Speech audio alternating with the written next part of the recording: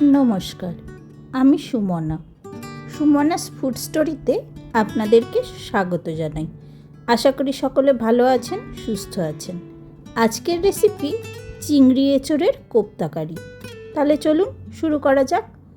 রান্না শুরু করার আগে তাহলে আমরা এবার এখানে কয়েকটা পেস্ট তৈরি করে নেব। চলুন তাহলে দেখা যাক কী কী পেস্ট তৈরি করছি। একটা মিক্সির গ্রাইন্ডারে আদা, রসুন, লঙ্কা এবং টমেটো দিয়ে একটা স্মুথ পেস্ট তৈরি করে নিলাম।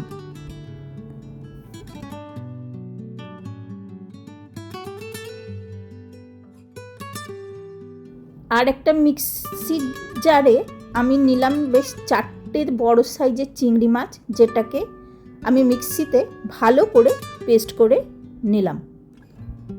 এবার আর একটা পেস্ট করে নেব, সেটা হচ্ছে পোস্ত, কাজু এবং টক দই দিয়ে, সাথে সামান্য একটু জল দিয়ে একদম স্মুথ একটা পেস্ট হবে। এই যে 3টে পেস্ট করলাম, এই 3টে স্টেপই আমরা রান্নায় মাঝে মাঝে অ্যাড করে দেব।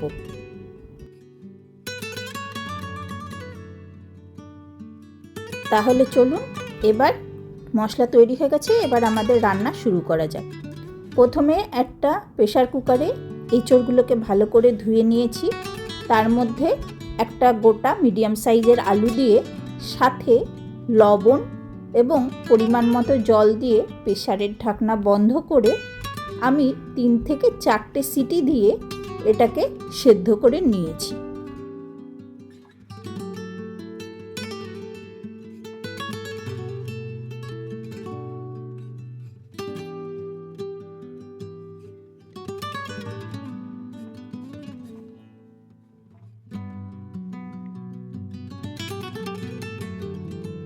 এঁচোড়টা যেহেতু খুব কচি ছিল, সেই জন্য আমার 3টে থেকে 4টে সিটির মধ্যেই এঁচোড়টা সিদ্ধ হয়ে গেছিলো।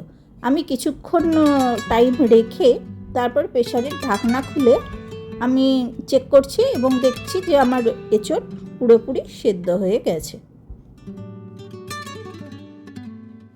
এবার এই এঁচোড় সেদ্ধ এবং আলু সেদ্ধটাকে আমি একটা প্লেটে ঢেলে নিয়েছি এবং হাতা দিয়ে এটাকে স্ম্যাশ করে নিচ্ছি। আপনাদের কাছে যদি স্ম্যাশার থাকে তাহলে আপনারা সেটা দিয়েও এটাকে স্ম্যাশ করে নেবেন। এটা যেহেতু খুব গরম আছে, তাই জন্য আমি এরমভাবে স্ম্যাশ করে ভালোভাবে মিশিয়ে নিয়েছি। এরপর আমি একটা পেঁয়াজ ভালো করে কুচিয়ে নিয়েছি এবং আপনারা আপনাদের ঝাল অনুসারে, যতটা ঝাল খাবেন সেই অনুসারে আপনারা লঙ্কা দেবেন। আমি এখানে 2টো লঙ্কা কুচি করে দিয়েছি, সাথে লবণ অ্যাড করলাম এবং সামান্য হলুদও দিলাম। যদি আপনাদের চিনি পছন্দ হয় তাহলে এর মধ্যে একটু চিনিও দেবেন, টেস্টটা ভালো আসবে। সাথে দিলাম এবার শাহি গরম মশলা, অল্প একটু জিরে গুঁড়ো এবং জিরে গুঁড়োর থেকে সামান্য একটু বেশি ধনে গুঁড়ো। এবার ওই যে পেস্ট করে রেখেছিলাম যে চিংড়ি মাছটা, সেটার থেকে হাফ নিয়ে এই এঁচোড়ের সাথে অ্যাড করে দিলাম। সাথে দিলাম 2 চামচের মতো ময়দা। এবার এটাকে বেশ কিছুক্ষণ টাইম ধরে ভালোভাবে মেখে নিতে হবে।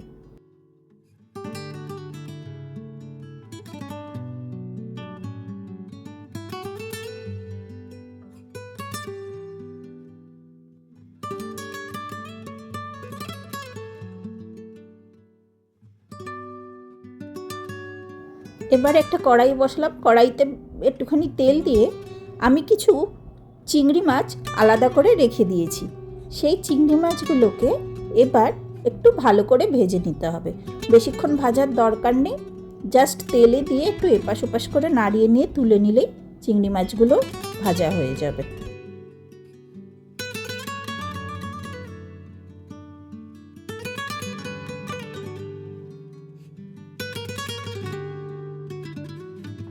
এইবার কোফতাগুলো তৈরি করে নেওয়ার পালা। হাতে সামান্য একটু ঘি লাগিয়ে নিলাম এবং কিছুটা করে পরিমাণ নিয়ে আমি একটু গোল করে নিয়ে চ্যাপটা করে যে ভেজে রাখা চিংড়ি মাছগুলো রাখলাম, সেই ভেজে রাখা চিংড়ি মাছগুলো এর মধ্যে একটা করে স্টাফ করে দিলাম, দিয়ে গোল বলের শেপে করে নিলাম। আপনারা আপনাদের আকার মতো তৈরি করে নিতে পারেন। এভাবে সমস্তটা দিয়ে আমরা কোফতাগুলো রেডি করে নিচ্ছি।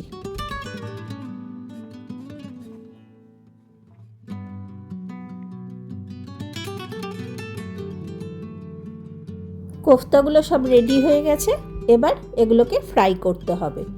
কড়াইতে তেল দিয়ে নিয়েছি এবং কোফতাগুলোতে আমি বেসন দিতে ভুলে গেছিলাম, ওই জন্য আমি একটা পাত্রে বেসন নিয়ে জাস্ট এই কোফতাগুলোকে একটু কোট করে তেলের মধ্যে ছেড়ে দিচ্ছি। বেশ টাইম নিয়ে সময় নিয়ে আপনারা এগুলোকে ভাজবেন, গ্যাসের ফ্লেমটা লো টু মিডিয়ামতে রেখে।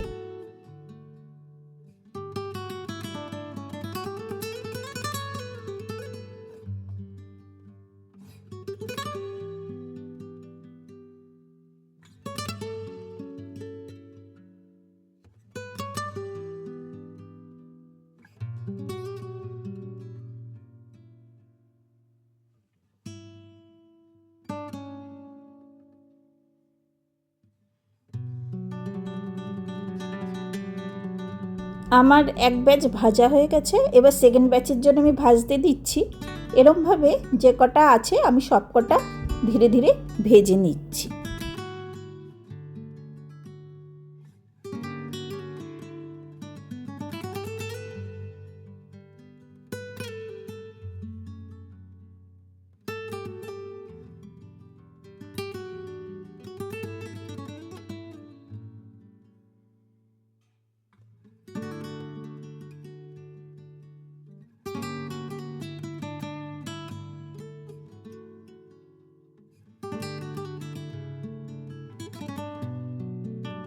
এবার কোফতার গ্রেভি বানানোর জন্য 2খানা শুকনো লঙ্কা, 2টো তেজপাতা, 3 থেকে 4টে এলাচ ভালো করে তেলের মধ্যে গন্ধ ছাড়া অবধি ভেজে নিচ্ছি। এরপর একটা পেঁয়াজ আমি কুচিয়ে রেখেছিলাম, সেই কুচনো পেঁয়াজটা এটাই দিয়ে সাথে সামান্য একটু লবণ দিয়ে ভালো করে ভেজে নিচ্ছি। লবণ দিলে খুব তাড়াতাড়ি পেঁয়াজটা নরম হয়ে যাবে এবং ভাজাটাও সুন্দরভাবে হয়ে যাবে।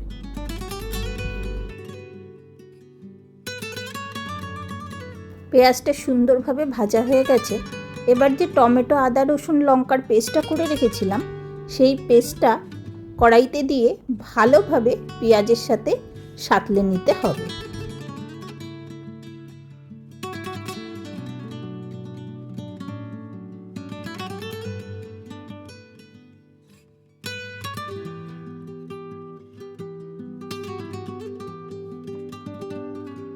দেখুন মশলা থেকে তেল ছেড়ে গেছে। এই সময় আমি হলুদ এবং কাশ্মীরি লঙ্কার গুঁড়ো দিয়ে আবার একটু মশলাটাকে ভালো করে সাঁতলে নিচ্ছি।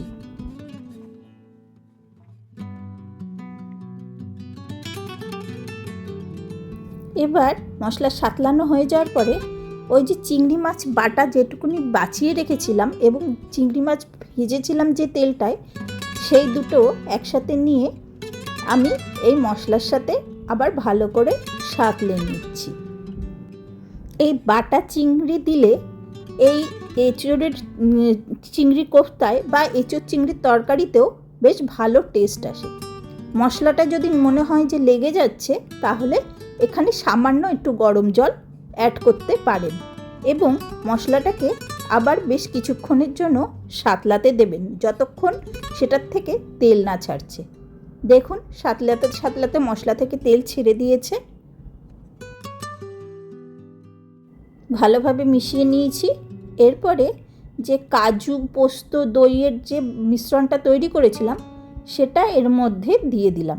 এই সময় গ্যাসের ফ্লেমটা স্লোতে রেখেছি এবং যখনই মশলা মেশাবেন গ্যাসের ফ্লেমটা স্লোতে রাখবেন। তারপরে ভালোভাবে মশলা মিশিয়ে গেলে যে কাজু বাদামের পেস্টের বাটিটা ছিল সেটা ধুয়ে এখানে জলটা দিয়ে দিলাম এবং একটা ঢাকনা দিয়ে ঢেকে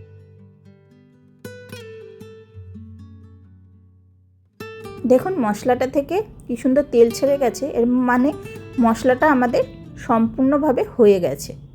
আমি এখানে লবণ এবং সামান্য একটু চিনি অ্যাডজাস্ট করে দিলাম, দিয়ে ভালোভাবে মিশিয়ে নিয়ে আবার একটু সাঁতলে নিচ্ছি। তেল ছেড়ে গেছে। এবার আমি গ্রেভির পরিমাণটা একটু বাড়ানোর জন্য হাফ কাপের মতো একটু গরম জল এর মধ্যে অ্যাড করলাম। চেষ্টা করবেন এর মধ্যে সবসময় গরম জলই অ্যাড করতে, তাহলে টেস্টটা ভালো থাকবে। এই জল অ্যাড করার পরে জলে একটু ফুট এলেই, মানে গ্রেভিটা ফুটে এলেই আমরা এর মধ্যে কোপ্তাগুলো অ্যাড করে দেব।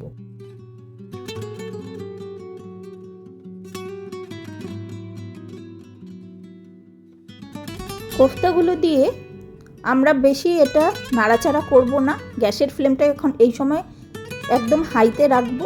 জাস্ট দিয়ে একটুখানি মশলাগুলোর মধ্যে মিশিয়ে দেব এবং একটুখানি যাতে বলগুলো ডুবে যায় বা কোপ্তাগুলো ডুবে যায় সেরমভাবে জাস্ট একটু দেখে নেব।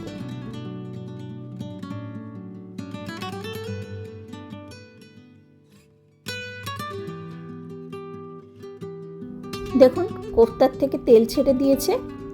আমি গ্যাসের ফ্লেমটা অফ করে দিলাম, দিয়ে এখানে প্রায় 1 চামচ ঘি এবং হাফ চামচের মতো শাহি গরম মশলা দিয়ে জাস্ট একটুখানি নাড়িয়ে এটাকে ঢেকে স্ট্যান্ডিং টাইমে রেখে দিলাম। একটু পরে আমরা এটাকে সার্ভ করব।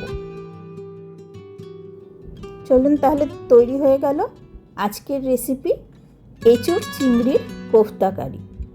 এটা মেনলি ভাতের সাথেই খুব ভালো যায়, তবে রুটির সাথেও এটা ভালো যাবে।